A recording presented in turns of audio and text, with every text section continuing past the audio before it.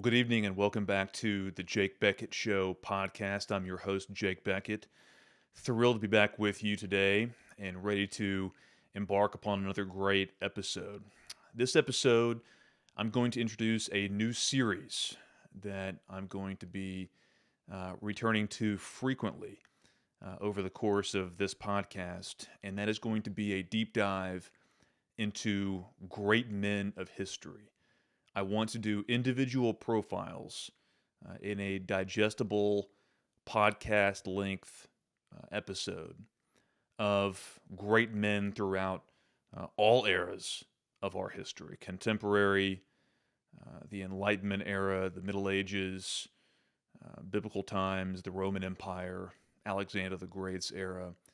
All throughout history, we're going to be examining these great men. And there is a specific reason that I'm doing this. First, because I really enjoy it. I love studying history, reading works of history, particularly biographies of those who have come before us, and because I believe it is really important. And I think there's an unmet demand in our society, in our culture, in our current educational environment. There's this great gap in the education, particularly the education of young men. There used to be in our culture an entire theory of education that was centered around teaching young people about the great men of history. That was the name of it, the great man theory of education, the great man theory of history. And young people, particularly young boys, were taught about these great leaders, warriors, statesmen, poets, all of the above, inventors, entrepreneurs, innovators. And they were taught this for specific reasons, mainly so that young men were inspired to reach higher, to not simply measure themselves against their peers or contemporary times, the issues of the day, which oftentimes seem so trivial. They're meant to be inspired and set higher goals and aspire to do things that will echo throughout the centuries. That is what has inspired great men in the past. That is what inspired them to do remarkable works, create new things, etched their names in the annals of the greats. There was Plutarch's Lives is a great example of a work that subscribes to the great man theory of history, of education. Plutarch, he compiled this work where he specifically profiled great men throughout his age and throughout prior ages to inspire his generation and future generations. And there's a reason I believe why we don't do this anymore in our educational system is because people, the left and the spirit of the age, they want you to ignore history. They don't want you to be inspired by the great works and the great deeds and the great men of the past. They don't want you to open up your Bible and be inspired by the great figures within those pages, the living words of Scripture. They don't want you to learn about great warriors. They don't want you to learn about great statesmen who looked at their surroundings and decided they wanted to do something that had never been done before. Okay, there's a reason why the left wants history to start at year zero, at day zero, which is today. And I think partly for that reason, many young men and young people feel trapped. They feel that their natural impulse to strive, to reach higher, to do great things is being artificially suppressed. That there's really no opportunity for adventure, for doing great deeds, for embarking upon a pageant, an experiment, something that people centuries from now will read about, will look upon, and be totally inspired and transfixed by. Okay, well, I want to break through that. That's part of the reason I'm doing this podcast, and that's specifically why I'm creating this new series within the podcast, Great Men of History. And I think there's no better person to start with than Napoleon Bonaparte. Now, why Napoleon? I think a lot of listeners may hear that name Napoleon, and a few things might immediately come to mind. They might think, oh, isn't that the really short guy? Is that who the Napoleon complex is named after? Is that the guy with the weird round hat? Do you mean Napoleon Dynamite? Well, there's a reason why you are conditioned to immediately go to those questions and to immediately have those associations without knowing anything about who Napoleon Bonaparte was. And I'm not ridiculing anyone who thinks that. You just have to understand that you're thinking that for a reason. You're ignorant about these great men of history for a reason. But on this podcast, I'm going to give you the knowledge. I'm going to empower you with these facts that will hopefully inspire you to learn more and to one day be one of these great men of history. So, Napoleon Bonaparte was the founder of modern France and one of the great conquerors of history. I would rank him alongside Alexander the Great and Julius Caesar as one of the three greatest conquerors in history. And setting aside his military conquests, even if he was never a great warrior, he would still be a great man of history simply because of his legal reforms. The Napoleonic Code is still used in France, in the United States, in Louisiana, in Japan, all over the world. Napoleon would still be a great man of history for the infrastructure projects that he completed inside France, the roads, the bridges, the museums. The Louvre was once, when it was founded, when it was built, it was called the Musée Napoleon, the Napoleon Museum. It was renamed after Napoleon's fall, eventually became the Louvre. But it is the most famous art museum in the world, arguably, and he founded it. He was a scholar, not just a scholar among generals, but a legitimate scholar by any measure. He was a preeminent innovator, uh, um, mathematician, philosopher. On his campaigns, he traveled with a specially constructed traveling library that had at first dozens, but eventually hundreds of volumes, because that's how he relaxed. That's how he used his spare time, was by reading and learning and trying to continually challenge himself in terms of knowledge, in terms of experimentation, trying to find new inspirations. He was a member of the Académie Française, which then, as now, was this preeminent intellectual society in France. And so Napoleon, aside from his military conquests, was truly a great man. And when you combine all these aspects, that is one of the reasons why I'm leading off this series with a deep dive on Napoleon. And it's impossible to encapsulate this man's life in a single podcast, but I hope this will be a great introduction to the man and his story. And no story of Napoleon can be told without first understanding the context of the times in which he lived. And that context was dominated by the French Revolution. Now, I firmly believe that any understanding of modern times has to begin with an understanding of the French Revolution. Everything that we are seeing today in the world, whether you call it Marxism, leftism, wokeism, it really had its roots in the warped version of the Enlightenment that was the French Revolution.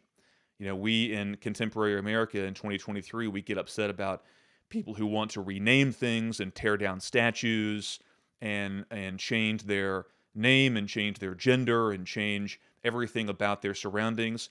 And we think that this is the first time this has happened under the sun. Well, that's not true. The French Revolution really started that. I think many people will be surprised to learn that in the French Revolution, there was a wholesale massacre, a genocide of conservative Frenchmen, rural peasants.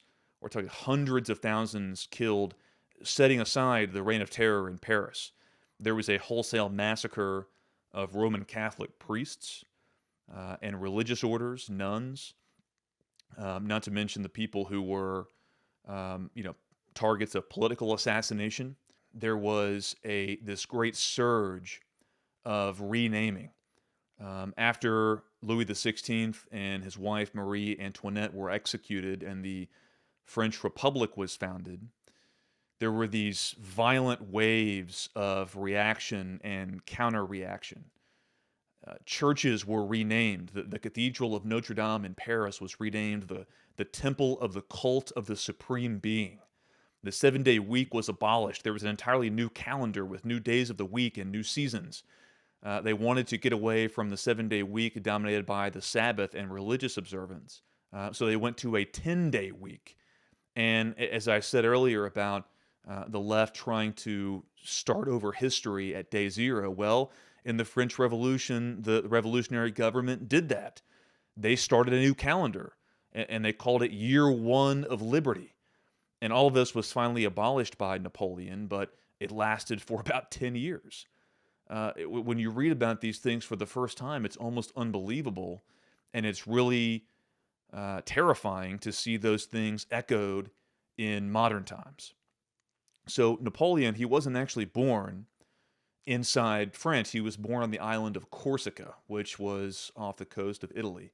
He was a French immigrant. He was of a minor Corsican nobility who immigrated to France. His dad sent him to France to seek a better life. But he was somewhat well off. His dad had actually fought in an anti-French civil war on the island of Corsica. They lost. France conquered Corsica when Napoleon was a young boy. So Napoleon's father made peace with the French and sent Napoleon to their military academy, essentially the French version of West Point. And Napoleon received a military education. Upon the outbreak of the French Revolution, Napoleon was in an interesting situation. Just take a step back in French culture before the Revolution and the Ancien Regime. The aristocracy, the nobility, dominated the French officer corps. Most officers essentially inherited their positions because they were aristocrats, they were nobles. And in the chaos of the French Revolution, many French nobles, these aristocrats, were either executed or they fled the country before they could be executed. So there was this massive power vacuum inside France, especially in the French military. And really, that set of circumstances opened the door for ambitious young officers like Napoleon and many others to rise. There were several circumstances of French officers who started off as enlisted men or NCOs, corporals, privates, or even young lieutenants, who within a year or two became generals.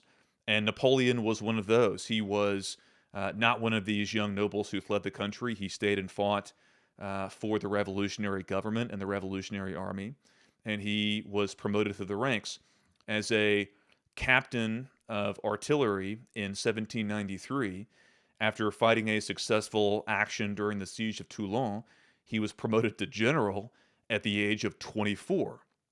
By 1795, he was in Paris. The government at the time within Paris was called the Directory, and they were having all kinds of turmoil. What happened in Europe after Louis XVI and Marie Antoinette were executed was a massive war started in Europe, essentially a version of a world war, where the noble houses of Europe, the Austro-Hungarian Empire, the Prussian Empire, and the Russians and the British, they all banded together to put down this revolution in France because mainly they feared the revolution spreading to their countries, and they feared for their own heads and their own crowns. So in 1795, Napoleon was this young general in Paris, and there was a rebellion that was taking place on the streets of Paris. And the Directory, Napoleon just happened to be in Paris at the time, and the Directory called on him to put down this revolt. So instead of using the prior tactics of other generals and those who were charged with putting down prior rebellions, Napoleon did not negotiate with these rebels. He did not seek some kind of a parley. He didn't try to understand their grievances or come to some kind of an arrangement. He simply set up his artillery pieces and he blasted them to bits. He crushed this rebellion in what they called the whiff of grape shot. In the revolutionary terminology of the day, it was called Vendemiaire. And after that, Napoleon received all kinds of political benefits and political favor. It was around this time where he married his wife, the future Empress Josephine. Her former lover was a prominent member of the Directory, Paul Barras, and through Josephine's connections, she convinced Barras to give Napoleon command of the Army of Italy. So Napoleon went to take command of the Army of Italy. And just imagine there's this young 26-year-old general who has never commanded a unit greater than a battalion at the time. He's never commanded a unit more than 50 or 100 soldiers. And here he comes into this room to address his 5 divisional commanders in his new army. And Napoleon was he was known for his great sense of humor and his great humility, especially at the beginning of his career. You know, one thing that struck me when I've read many books about Napoleon and learned about him is, and one quality I've come to admire is his great sense of humor. He was constantly joking in the midst of even the most dire situations. I think that is a great quality of leadership. So in comes this, Napoleon was rather small even for the age. This small general, this young general who no one had really ever heard of. He comes into this room to meet with his divisional commanders, and he sits them down, and he starts asking these very basic questions about the Army of Italy. And some of his commanders kind of laugh among themselves. They think, who is this political appointee? Is this guy going to run us into the ground? But they quickly realized over the ensuing hours, days, and weeks and months that this man was a genius. And very rapidly, over the course of the next calendar year, he transformed the Army of Italy from this ragtag, starving bunch of 30,000 men into the toast of Europe. He rapidly conquered Italy, defeating the Pyrenees, defeating the Austrians, defeating the armies of the Papal States, the Kingdom of Naples, Sardinia. And over the course of that year, in his first real military campaign, Napoleon conquered Italy. And so he became celebrated across Europe. I mean, it's amazing that by 1797, he was famous across Europe. He had conquered Italy for the revolutionary French government, and there were many whispers in Paris that he had higher aspirations, that he wanted to one day take over the government. And so for Napoleon's next assignment, he was sent across the Mediterranean Sea to Egypt. But first, I want to step back and give a little vignette from the Italian campaign. One story that sticks out to me about Napoleon's leadership style that I think is interesting and worth pondering is in one of Napoleon's first major battles, the Battle of Lodi. He was pursuing the Austrian rearguard as they crossed a bridge. And Napoleon saw them set up on this bridge. He didn't want to let them retreat unmolested, so he simply charged the bridge. And he didn't just order his army to charge the bridge. He led them personally. I mean, imagine your commander-in-chief of your military unit, this 26, 27-year-old general, personally leading a bayonet charge across a narrow bridge in the teeth of Austrian artillery. Now, that was his leadership style. A leader who can convince his men to do such a thing, to risk certain death, to face the guns, whether it's due to a temporal reward or I suspect more so because they believed in the cause and they believed that they were a part of something larger than themselves, and that even their death on the battlefield, not only will their families be taken care of, but their name and their association with Napoleon and that campaign would echo throughout eternity. And convincing your soldiers to achieve that kind of devotion, to put everything on the line, an army like that can achieve wonders. And they certainly did. So as Napoleon and his army crossed the Mediterranean. The Directory, they sent him there partly to get rid of him because they were threatened by his presence in Paris, partly to harass British interests in the Mediterranean and the Holy Land. And Napoleon himself wanted to go because he always admired Julius Caesar and Alexander the Great, who both embarked upon military campaigns in Egypt and the East. Napoleon joked later in life that he would have liked to ride into India on the back of an elephant and to expand and create a new empire in the East in the mold of Alexander. That was a bit tongue in cheek, but I think on a certain level he would have considered it. So he landed in Alexandria. I won't spend a whole lot of time on his Egyptian campaign, but he conquered Egypt for the French. He brought along a host of explorers and mathematicians and inventors who accompanied the military expedition because they were interested in Egyptology. And some of these findings were the Rosetta Stone, a lot of the ancient Egyptian documents that eventually found their way back to France and to Britain and to Europe. And a lot of these ancient treasures are safe today because of Napoleon's Egyptian campaign. So he eventually snaked his way across the desert up to modern-day Syria and Jordan and Israel. He defeated multiple armies until he was finally repelled by a group led by a couple of British commanders at Acre.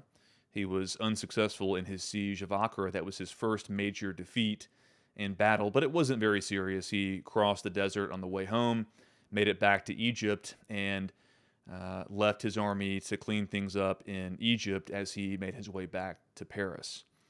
And when he arrived back in France, he found the French government in turmoil.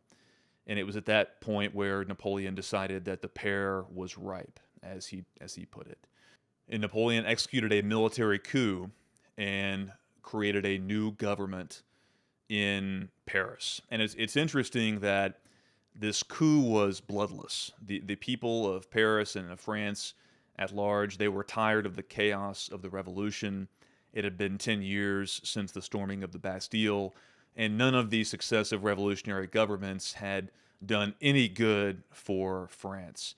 So after this decade of chaos, the French people were desperate for leadership, and they figured Napoleon couldn't be much worse. He was a scholar, he was a military man, he was someone who had written constitutions for nations and territories he had conquered in the past. And the French people were desperate for that type of strong, centralized leadership that military men, at least at that age, were known for. So in late 1799, Napoleon took over the French government, and this new government was called the Consulate. Napoleon was named first consul, and there were two other consuls. They formed this triumvirate, echoing the Roman consulate, or the Roman triumvirate. But Napoleon was clearly the dynamo of this consulate government, and that government remained for the next 5 years. In the intervening time, Napoleon passed the first major constitution of his reign that would eventually become the Napoleonic Code.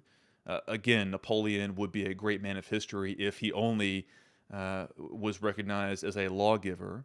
The Napoleonic Code it was a revolutionary form of government that really rationalized French law. I mean, there were France in those times. It wasn't so much a nation state as it was a collection of similar territories.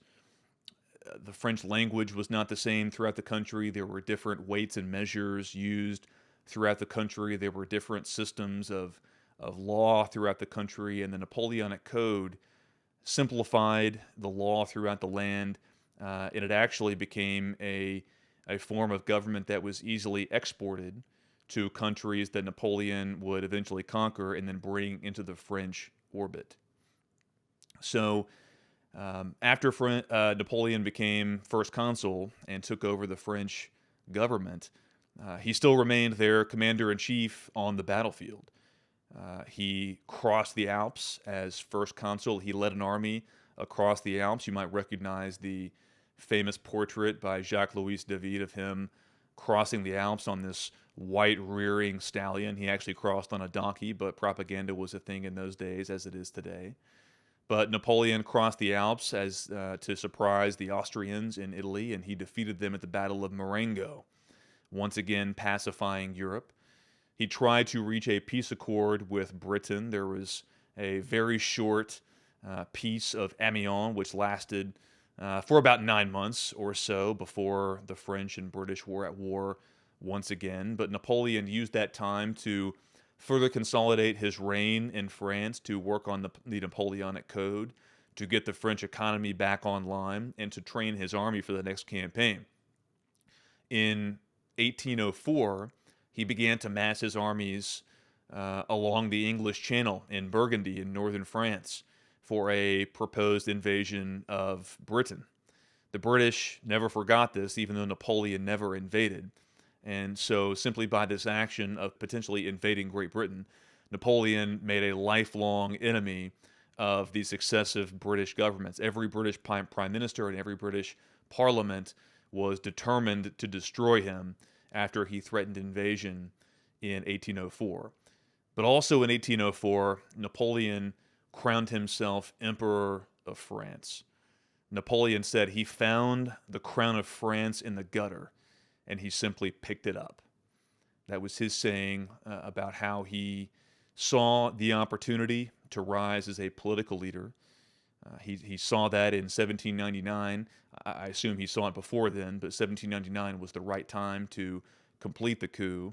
And then after 5 years of more military conquests, successfully getting the French economy rebooted, instituting the Napoleonic Code, and stabilizing French rule, proving to the citizens of France that he could be an effective ruler, he then crowned himself Emperor of France in the Cathedral of Notre Dame. The Pope was present, but Napoleon actually placed the crown upon his own head.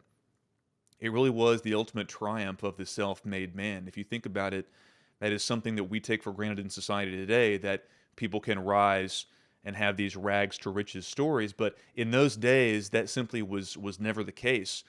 Society was very stratified.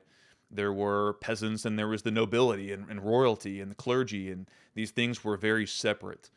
But here is this Corsican immigrant to France who, through his own ability, his great fortune, and simply the circumstances surrounding the times in which he lived, he was able to rise based on his ability and his talent and his ambition and drive. He was able to become emperor of the greatest nation in Europe. So after Napoleon was crowned emperor, he kicked off his reign by abandoning the proposed invasion of Britain and then turning his army south into a war of maneuver against Austria and Russia. So this was the Ulm Campaign and the campaign that would eventually culminate in the Battle of Austerlitz. Now these campaigns, I'll simply call them the Austerlitz campaign for sake of clarity. I think this campaign was one of the most brilliant in military history, and one of the reasons why they were so brilliant is because Napoleon came up with a new system of organizing his army. It was called the corps system. Now, anyone who served in the military is familiar with the corps system, mostly because this was Napoleon's idea. It has echoed throughout the centuries, and many modern militaries still use the corps system or use them really up through World War II. Now, what the corps system was it was effectively dividing a massive army into separate, small, self-contained mini armies. Now, these mini armies had their own infantry, cavalry, artillery, and supply and support elements. And the idea behind them was that since they were smaller and broken up and self-contained, they could march separately, but then fight together. Napoleon was brilliant at allowing these many armies, these corps. He had great corps commanders. Well, he had some great corps commanders, but he allowed them somewhat a small amount of autonomy so they could forage and resupply themselves and exist separately. and then he massed them brilliantly in time for battle, and he massed them brilliantly to maneuver the enemy into to a point where they either had to give battle or surrender. And one of those examples was in the Ulm campaign. He basically conquered the Austrians alone, simply by maneuver. He was able to wheel his men south from Burgundy in France, southeast across the French frontier into the Austro-Hungarian Empire until he bottled up one of the main Austrian armies in the city of Ulm. And after a couple of weeks, they were forced to surrender, and Napoleon had captured tens of thousands of Austrian soldiers without really firing a shot. But he still had to defeat the Russians. So he marched his army east. This is throughout the year 1805. He marches his army east. And this is at a point where Napoleon had really never been defeated in battle. And a couple of days before the Great Battle of Austerlitz, he is riding along with his generals and his staff, and he stops them on this hillside called the Pratzen Heights. And he says, "Gentlemen, look at this field. It is going to be a battlefield. Study it, for our destiny, it will be here very soon." And he was exactly right. I believe it was December 2nd, 1805, was the Battle of Austerlitz. It was the first anniversary of his coronation as emperor, and it was one of the great military victories of all time. Napoleon crushed the joint Russian army and Austro-Hungarian army. It was the Russians who did most of the fighting that day, but he won a resounding victory, and the Allies, the coalition, were forced to sue for peace. And it was at this time where Napoleon truly took steps to solidify his reign throughout Europe. He then defeated the Prussian Empire at the subsequent battles of Jena and Auerstadt, signed a peace treaty with them in 1806. He defeated the Allies once again in 1807 at the Battle of Friedland, and signed the Peace of Tilsit. And it really was at 1807 where Napoleon truly was at the apex of his reign. He had defeated in detail the Austrians, the Prussians, and the Russians. He was master of Europe. And it was really at this time where Napoleon started to make some mistakes. One of those mistakes was embarked upon in 1808, 1809, 1810. The invasions of Spain and Portugal, the Iberian Peninsula. Napoleon wanted to firm up his south and his west, those flanks. He wanted to make sure that he had puppet rulers on those thrones, but he really underestimated the tenacity of the Spanish rebels in particular, who launched guerrilla-style tactics, and there was some great British military leaders and great British military units who assisted those rebels, and that side of Napoleon's grand strategy in Europe ended up becoming he called it the Great Spanish Ulcer, and it was a drain of money and casualties and focus. When Napoleon was able to be there personally in Spain, his armies performed quite well, but when Napoleon was elsewhere, as we'll see, his armies were not as effective. And so it was really at this time where Napoleon made his great mistake of grand strategy. And a lot of people point to his invasion of Russia as the obvious point where Napoleon went one bridge too far and was clearly destined to fail. That ancient Greek drama that's not necessarily always true. Napoleon's main mistake was embarking upon this economic war with Britain. So at the Battle of Trafalgar, the Great Battle of Trafalgar, where Lord Horatio Nelson, the British admiral, crushed and sank really the entire French fleet in 1804, 1805, the French really didn't have a navy to speak of. So the invasion of Britain was never going to happen after Trafalgar. And Napoleon realized that, so he, in his mind, his only way to defeat his great enemy, Britain, the nation of shopkeepers, he called them, was to embark upon this economic war of protectionary tariffs.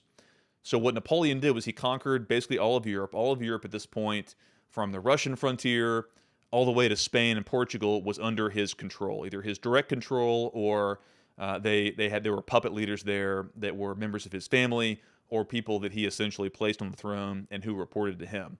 And so he created this system of economic protection called the Continental System.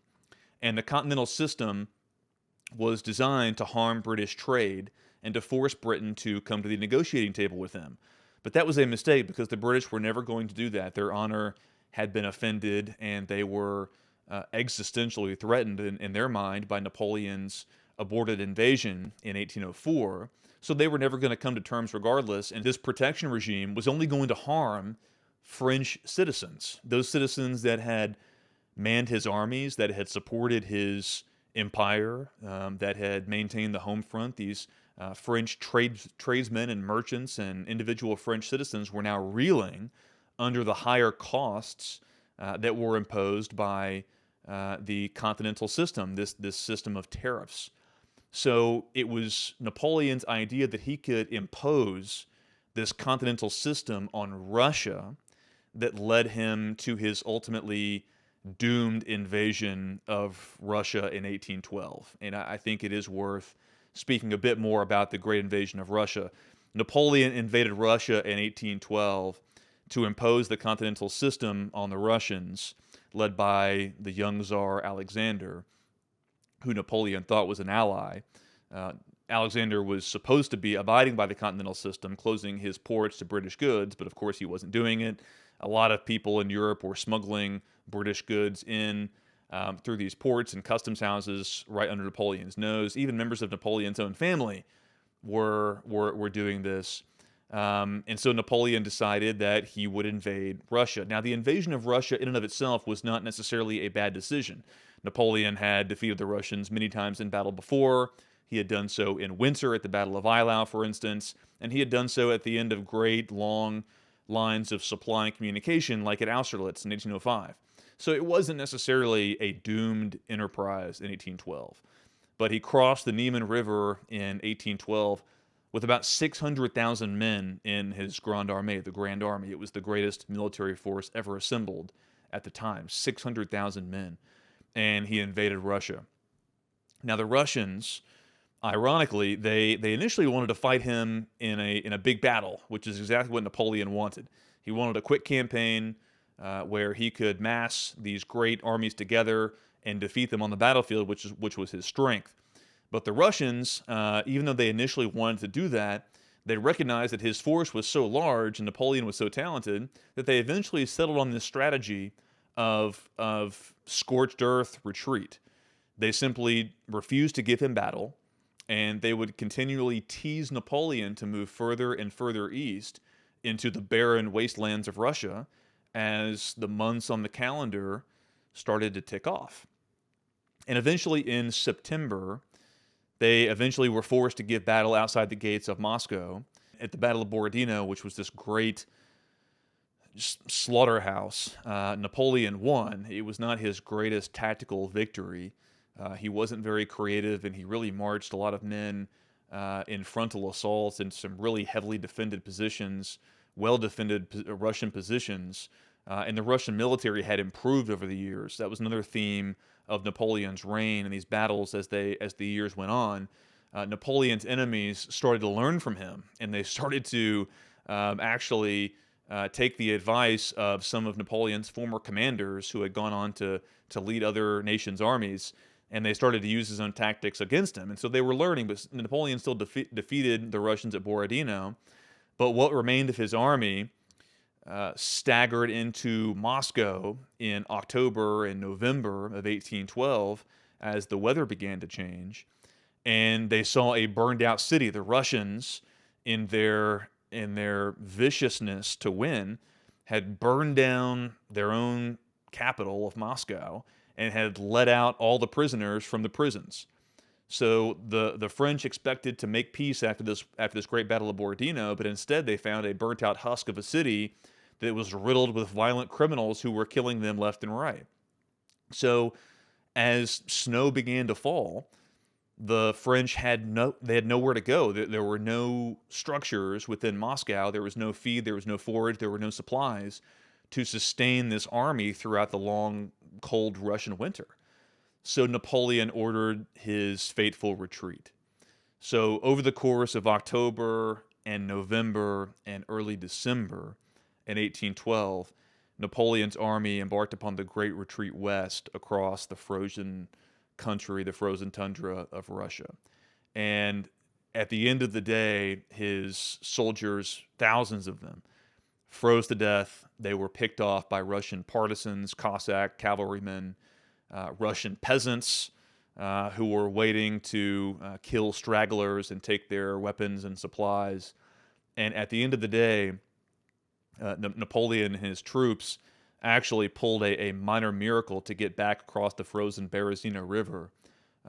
They should have been destroyed. I mean, Napoleon really should have died in Russia in 1812. He should have been killed there. Later in life, he said he wished he would have been killed in 1812. But at the end of the day, about 30,000 stragglers, if that, of the original army of 600,000 crossed the frozen Berezina and made their way back to Paris. 30,000 men out of 600,000. The Grand Army had been annihilated. So news of this raced across Europe. Napoleon had to raise a fresh army to fight the next war that would surely come in 1813 as the Allies coalesced to get rid of Napoleon once and for all. That campaign culminated in the Battle of Leipzig, which, even though Napoleon was greatly weakened, he fought bravely but was unable to win that battle against just overwhelming odds. He was outnumbered by hundreds of thousands of men at this point. The Russians and the Austrians and the Prussians and the British and the Swedish, they were all united to take down Napoleon. And finally, in 1814, as these allies marched across France, Napoleon was forced to abdicate. And he abdicated his throne in 1814 and he accepted a life of exile initially on the island of Elba. But after about a year of life on the island of Elba, Napoleon decided that his destiny was not to be exiled. His destiny was to try once more to regain his throne and cement his legacy upon Europe. So, in a dramatic episode, Napoleon was able to escape the island of Elba. He was able to land in France. Armies were massed by the new French government under the restored King Louis XVIII. Were sent to stop Napoleon, and there was this famous scene where Napoleon was stopped by an army unit, and they had their guns drawn upon him. And as the emperor dismounted his horse and walked up to them, he asked these troops, "Would you really fire upon your emperor?" And they all started weeping, and then they joined his cause. So Napoleon literally massed these forces that were sent to arrest him and created his new army. He marched into Paris in 1815, and he took control of the government once again. Now, the Allies had been meeting in Vienna trying to decide what to do with France after Napoleon's abdication. They were bitterly divided. There was all kinds of back and forth about who of the Allies get what of French territory and possessions. They were divided. And ironically, Napoleon coming back into power, coming back onto the scene unexpectedly, united them once again. And so they massed their forces to march on Paris and rid themselves of Napoleon once and for all. But first, there was a British and Prussian force that was in Belgium under Lord Wellington. And Wellington was eventually a British prime minister. He was the commander of this British force that eventually met Napoleon at the Battle of Waterloo, which was Napoleon's last and worst defeat. It was ironic that when Waterloo is war game to this day, the Napoleon character usually wins. Napoleon was uncharacteristically lazy and unimaginative at the Battle of Waterloo. If he simply got up earlier and charged the British forces on the day of the battle, he probably would have won before the Prussians were able to reinforce Wellington. But he slept in. He waited for the soft conditions to firm up so he could use his cavalry and artillery, and that delay allowed the Prussians to reinforce Wellington at the crucial moment in the battle, and Napoleon was finally defeated and exiled for good. And I think it's interesting to to mention Wellington at this time. Wellington, he was the great victor of Waterloo, and he was always toasted. It really launched his political career in Britain. And just to sum up who Napoleon was, Wellington was asked later in life, who was the greatest captain of the age? This person was asking this to Wellington, probably trying to suck up to Wellington. And Wellington simply looked at the man and said, in this age, in past ages, in any age, Napoleon. That was how Wellington viewed Napoleon. He was the greatest captain of any age. And I certainly agree. Napoleon, after Waterloo, he tried to abdicate in favor of his son. That didn't work out. He surrendered himself to British forces, who then sent him into an even further exile at the mid-Atlantic barren island of St. Helena, where he died in 1821. Totally broken and alone. Well, he wasn't alone, but he had a small retinue of retainers there. But that was how the great saga of Napoleon's life ended, was in this ignominious exile on St. Helena. But I think it's important, and one of the reasons why I wanted to do this deep dive on Napoleon is because there seems to be a resurgent interest in Napoleon in modern times. There is a Ridley Scott directed movie coming out, a feature film starring Joaquin Phoenix as Napoleon, that is coming out in late 2023. One of the reasons I'm doing this podcast is to get some information out there about Napoleon, my thoughts on him. I'll definitely do a reaction episode to the Napoleon film when it comes out. And it was just announced that Steven Spielberg picked up a 7-part miniseries that he will do on Napoleon. There was a great old director named Stanley Kubrick. He had this old script that he had written for a Napoleon film, but Kubrick died before he could do it. And Spielberg, always wanting to do this Napoleon film, Spielberg picked up Kubrick's script, and he is turning that into a 7-part series, which will air sometime in the next couple of years. So I think it is encouraging that even members of woke leftist Hollywood are waking up and realizing that there are great stories to be told about these great men of history, that people are starving for it, that they want to be inspired, they want to look back into the great history of the West and Western civilization. They want to look upon our great legacy of Christendom, and they want to reach higher. They want to embrace that history, to embrace tradition, and to hopefully use that knowledge as inspiration to change our world today and to inspire many generations to come. So I hope you enjoyed this podcast about Napoleon.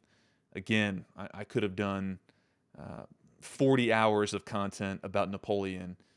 I tried to condense it the best I could into about 50 minutes or so. If you want to learn more about Napoleon, the first work that I would point you to is a single volume biography, Napoleon Alive, by Andrew Roberts. It was published, 7 or 8 years ago. Andrew Roberts is one of my favorite modern historians. I think he's excellent. He's British, but he does tremendous justice to Napoleon in that single volume. It's a dense read, about 800 pages, but it is well worth your time. You can also read many of Napoleon's own works. He was a prolific author himself. His memoirs are not exactly objectively true, which it could be expected to embellish your own legacy a bit. But I would start with Napoleon Alive by Andrew Roberts. The audiobook is fantastic, but also go out there and get you a hardcover copy as well, because you never know how the spirit of the age is going to try to alter these works as they become more and more politically incorrect over the years. So I hope you enjoyed this podcast on Napoleon. There's going to be many more deep dives into great men of history, and I look forward to sharing them with you in the future. God bless.